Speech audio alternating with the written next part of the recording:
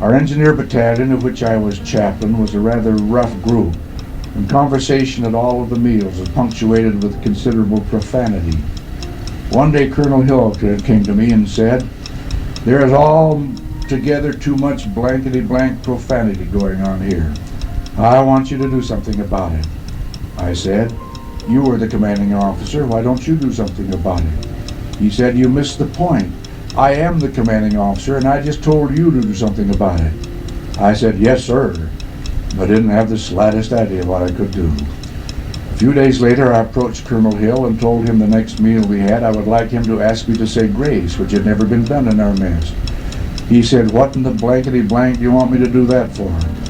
I said, "I'm just carrying out your orders to do something about the profanity at our meals."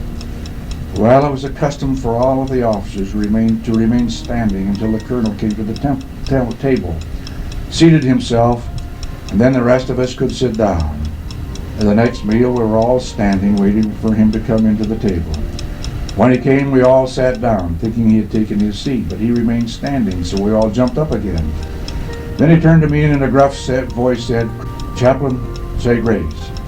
While we were standing, I offered a simple blessing on the food and asked the Lord's help in helping him to solve our problems and his blessing on our families. Then we all sat down. This was the most silent meal I ever sat through. No one wanted to use the customary language after that prayer, and no one could think of anything else to say, so we ate in silence.